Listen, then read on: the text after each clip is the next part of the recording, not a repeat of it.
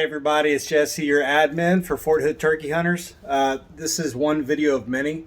I've had a few requests on doing some calling and just talking about how to use calls, things like that, because I think it's important to share the knowledge that I have with all of you.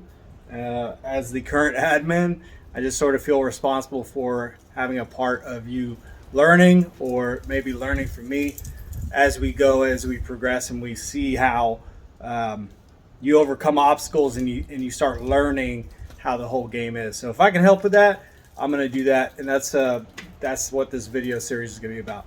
So the first thing we're going to cover today is types of calls, what I take with me and why, and then we'll get into the maintenance of the maintenance of your calls, and then as this series videos go further down the road, I'll start using the calls and you can try to mimic me, or I'll give you some tips and some websites that you can go check out that'll help you with your calling. I'm not like a professional caller or anything. I'm not bad at it, so I'm better than some, worse than others. That's just how it is in the turkey world. Me and all the other guys that have been on Fort Hood for a little bit, there's some really good mentors in this group that are willing to show you the ropes, including me. I will take one or two under my wing maybe during the season, but there's a lot of people out there that love seeing others be successful, especially in turkey season. So reach out, ask questions. Don't be afraid to learn something new, especially this turkey season. And you just got to pray that the land is going to be good come April and May. That's all you can pray for. And that's usually a pretty busy time at Fort Hood during training. So we'll see what happens, right? Okay, let me pause here and we'll go to the calls. All right, so here are all the calls that I take with me out to the woods. Box call. This is an owl call. You have your slate, which is a friction call. This is a glass slate. Or striker and pot call. There's a whole bunch of different names for it, but slate call. And then you got your mouth calls. These are the mouth calls of this year that I'm going to use. And out of all of these calls, minus the owl call, that one doesn't really count. Out of the box, slate, and mouth call, I use mouth calls the absolute most. I can manipulate them the best. When I first started turkey hunting, I started off with a mouth call, which is not recommended. But I've learned over the course of time what sounds the best for me, what kind of calls that I like to use. And we'll talk about that a little bit more too as we go along.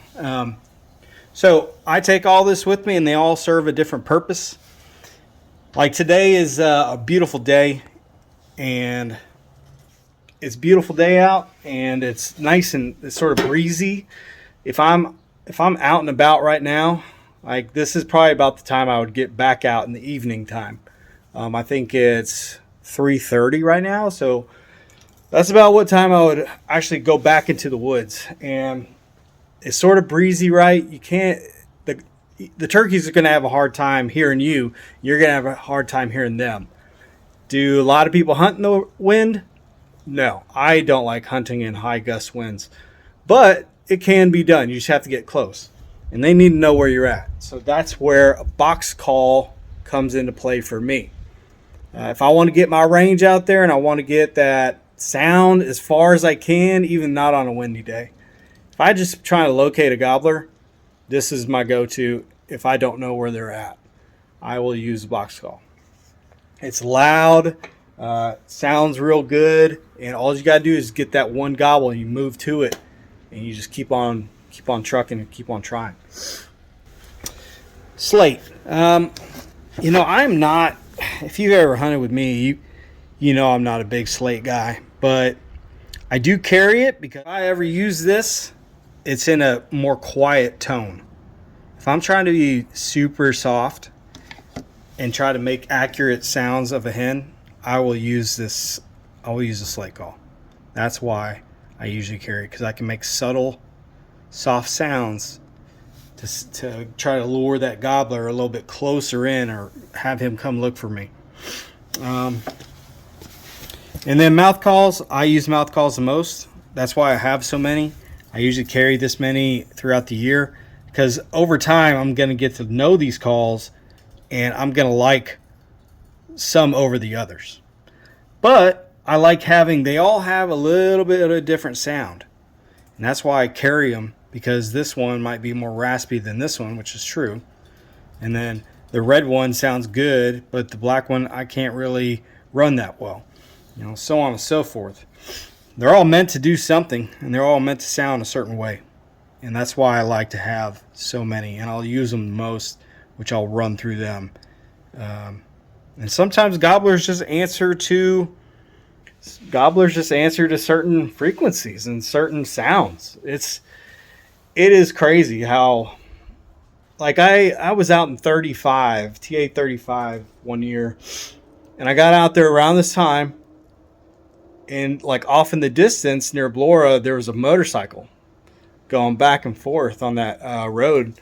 And this gobbler was just gobbling his brains out to the sound. The motorcycles, I didn't really have to do anything. So just keep that in mind. Like, the frequency is what makes them shock gobble like that. And if they're hot, if they're feeling it, right, it's a good day to be a gobbler, a good day to be a tom. They will gobble a whole bunch of different stuff. Bull horns, horns, cows mooing. There's a whole bunch of a hawk, coyotes, owls. They will gobble at that stuff in the springtime. So let's go back to the calls.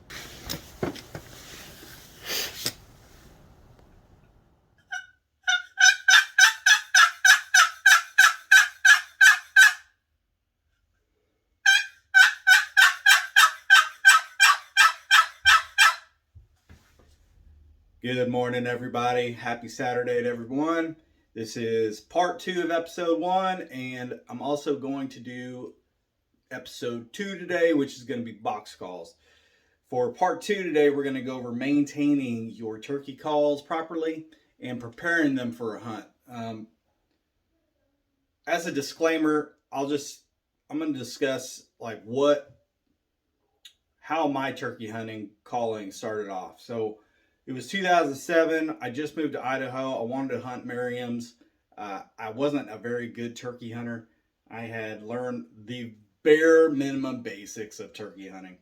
And I hadn't done a whole lot of research when spring rolled around. But what I did do, I went to Sportsman's up in Idaho, and I saw the CD with a Sonic Dome Primos pack. And I think there was a small turkey call, real small, that was good for like kikis and kiki runs, like real high pitched. And then they had a couple other ones, Sonic Domes, that were a little bit bigger. But it came with a CD called Mastering the Art of Calling, or Mastering the Art of Turkey Calling by Primos. And I listened to that CD so much. I kept that CD from 2007 to 2012. And I would just put it in my truck, and I would practice, and I would practice. My very first turkey hunt, I was terrible. And I was calling the wrong calls. I was putting instead of clucking. I was, my yelps were terrible. I was not calling in turkeys. I was scaring the turkeys away, which a lot of trial and error, a lot of heartbreak, a lot of wondering like what I was doing wrong. Because I didn't have a mentor, like I said. I didn't have anyone to sort of coach me through my mistakes. So I learned a lot just through doing it and failing. And eventually I started getting better and better, all because I kept practicing. I didn't quit. I didn't stop trying just due to my failures. But I got to Fort Hood, and I throughout that time from 2007 to 12, I kept practicing. I kept applying myself and learning more about turkey hunting. And here I am today, trying to teach you guys how to be good callers. Calling will make or break a hunt. I personally believe. I think that the better caller you are, the more success you're going to see out in the field.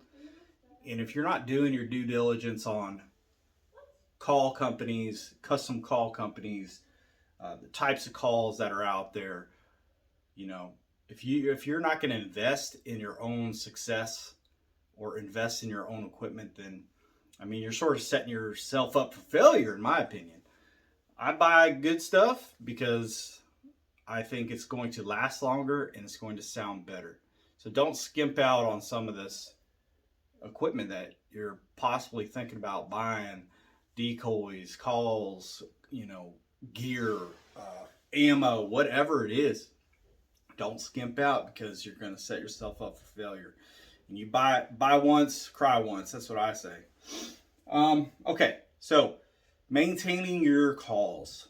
We're going to pause here and I'm going to go to the table and I'm going to show you guys some real basic, easy stuff on how to maintain your calls.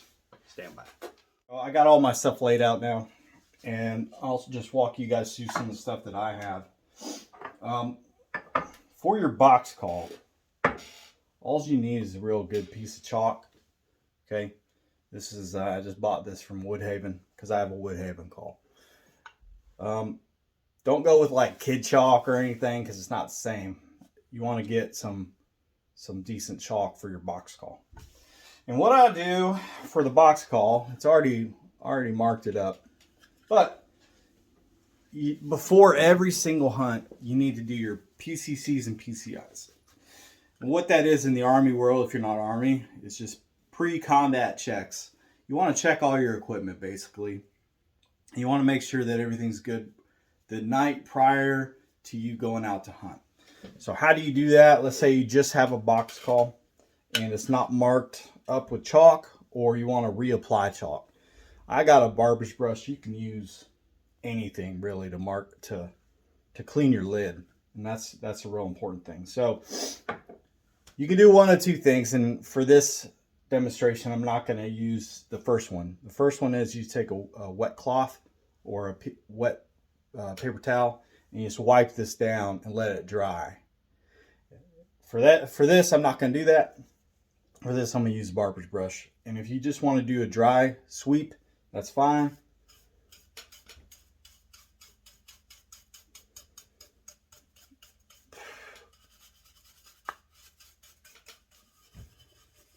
Okay, and you can see in the grain still there's chalk remnants, but that's okay. Now, let's see how it sounds, right?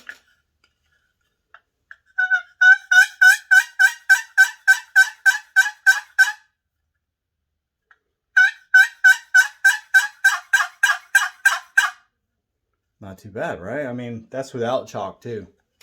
So, lid's clean now. The next thing I'm going to do, I'm going to go ahead and look. Like a lot of calls, most calls, I'd say, has a little screw up here with there's a small spring in there. And that spring, what it does is it keeps the lid to the actual box. Make sure it's not all the way tight, but you want to make sure that it is tight enough to keep the lid close to the box. And you're not, well, we're not going to get into that yet. That's episode 2. But make sure that's snug. You don't want it too loose and you don't want it too tight. Bottom line. Okay. All right. So we heard how it sounds without chalk. Now what we're going to do, we're going to apply chalk. So I mean, it doesn't honestly matter. You're just going to apply as much chalk as you want.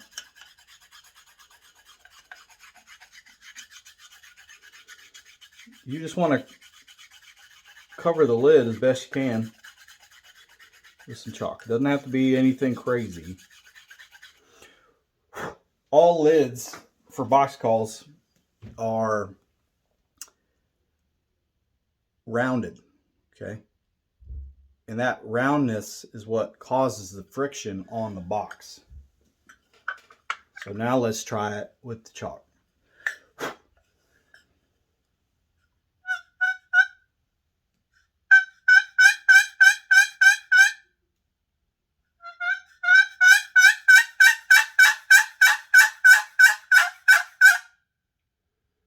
I think it sounds louder, number one, because you're getting more friction. Number two, I think it sounds a little bit more clean. And that's all you're doing. I highly, if you're not going to, like Woodhaven comes with this little lid closer deal. If you don't have one of these high-speed things, this is just Velcro, hook and pile tape. If you don't have one of these deals, you can buy them, or you can just use rubber band. Just use a rubber band. That's cheap. So once you're done and you like how it sounds, practice for 30 minutes to 20 minutes to an hour, as long as you're not annoying your wife and kids, and then put it away. Okay? Just put it away for another day and keep practicing. Welcome back, everybody. We're going to discuss slate calls. Now, there's a couple different kinds of slate calls if you are not familiar with, these kind of calls. Call it pot and peg, call it slate call. I just call it slate call. All right. Slate call is a little harder than a box call, obviously. It takes a little bit more finesse, a little bit more light-handedness, a little bit more control over your pressure of your body, especially your hand to the striker, to the slate. Okay. It takes a little bit of practice. I don't practice nearly enough. I'm okay with a slate call, but I'm not the best, right? My go-to thing's mouth calls. So, but I know how to use them, and that's the most important thing. Like I said, there's a couple different kinds. You got slate, which is like anodized aluminum. You have glass, and you have crystal, and you have ceramic. I prefer crystal over anything. I think it sounds the best. There are some good slate calls out there. It just depends on what kind of call you want, really. I think some are better than others, which I'm not gonna throw out which ones I think are best or better than others, but there are some that they sound better. And that's just sort of trial and error with you. Everybody's a little different on how they run a slate, so it just takes practice. And the more practice you do on your slate calls, the better off you're gonna be. Buy one of each and see which one you like the sound of. I just think crystal sounds the best to me, personally. Okay, moving on. So, for a slate call, like I said, it's like anodized aluminum. It doesn't take much to maintain a slate call. Because on the slate calls, you need is just like a little Brillo pad. And I keep this with me just to clean up my surfaces. I don't have a slate. I don't have anodized aluminum. I used to, but I gave it away, I think. But I'll keep this just in the event that I need to do something else. And this stays with me in my kit. What I'll use it for is a striker. I'll just take this striker and I'll just rub the tip of the striker onto the Brillo pad. Just to get some of that residue that's on there off of it. All right, so that's my first preparation. And my second preparation on a slate call would be you take your Brillo pad and you go one direction. And that's just like all the calls. You go one direction back and forth on your call, and that's it. You don't go this way. You just, whatever direction you're going to go, you stay in that same direction, because it's going to create these small little micro grooves that cause the friction whenever you strike the actual slate call. If that makes sense. It's abrasion. You're creating abrasion and friction. All right. So, Brillo pad is for slates and for your strikers. That's what I use it for. Okay? So keep that in your kit bag. And then you have glass. So you got your glass calls, okay? Or your crystal calls. Glass is a little different. All you need, you can go to a hardware store and you get this hardware cloth. Okay? And what this does is just it creates a better abrasion surface on the glass and crystal. And for the crystal, you can also use like a pumice stone or abrasive stone.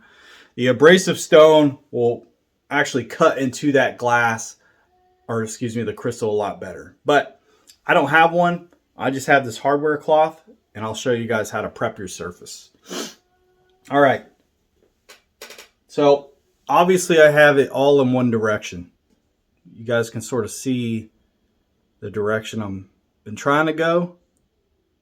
I'm going to go the same way. So all I'm going to do is I'm going to take my 2 fingers, put it on the hardware cloth. I'm going to apply it to the slate, and I'm just going to go back and forth. Generally, I'll just take my middle finger and I'll push down a little bit harder just so I can get a little bit more surface pressure onto the slate. Okay, and that's it. Blow off the dust and you should be good to go. And that's it for crystal and glass. Real simple, real easy. Now, do not, I repeat, do not touch the surface of your call at all. If you accidentally do it, especially on slate, then you could potentially mess up your call because the oils on your fingers can destroy like anodized aluminum or a slate type surface. For glass, not so much because you're creating that abrasiveness, whereas a slate, you barely have to do any type of maintenance whatsoever. It's all friction already. So keep that in mind. Don't touch your surface. My surface is a scratch surface right now. Just remember that. Do not touch wherever you just prepped. Okay. Same thing with the chain reaction game calls. I go on opposite like this. Luckily, Tom, the guy that creates these, he creates great calls. You know, he's already marked off a surface where the sound sounds the best.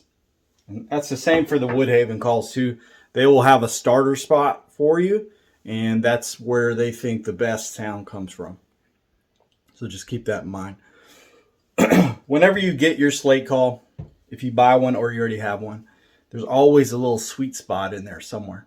You just have to play with wherever that spot is. Okay.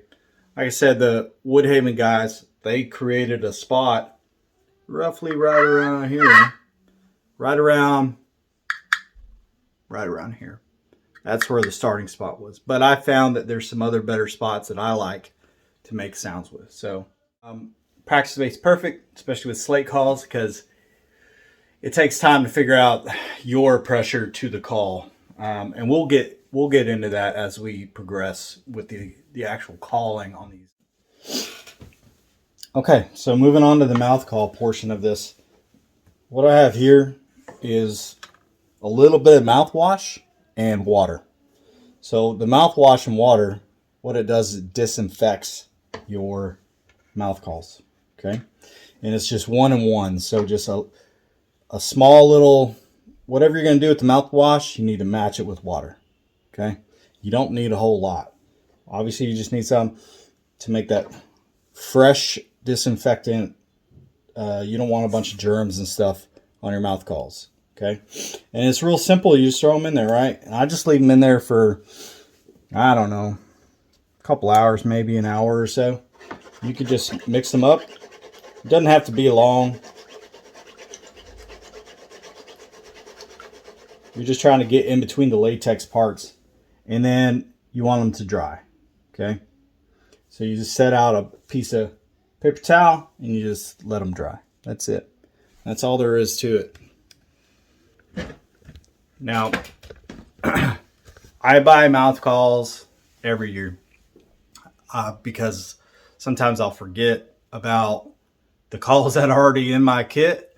I'll lose some along the way. Like I lost like 2 or 3 last year because they'll fall out, or I'll just forget how to put them on the ground. But I buy some every year because I know guys that have been sick from mouth calls because they put them in their mouth and then they put them away somewhere and then they forget and they try to use them next year. So it is worth it to me to buy new mouth calls every year because I'll run through these so quick and they might get stretched out. The latex might get all worn out or whatever, or it might get cracked, something like that. For me, I use them the most, so I will buy the mouth calls every year. That's just my own opinion. Do I need this many?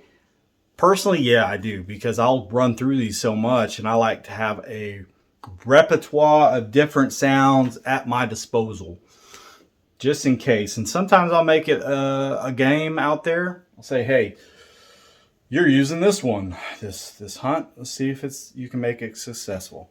Or you're using this one, something like that. So it's totally whatever you want to do. Mouth calls are by far the hardest to master. It takes a lot of practice, and like I said, 2007 is when I started using mouth calls. I got decent at the other stuff way after I got good at mouth calling, because I figured I just needed it as a turkey caller. So, but yeah, that is the gist of how you clean and maintain your turkey calls. I hope everybody learned something today, and we'll move on to using a box call. Thanks for tuning in.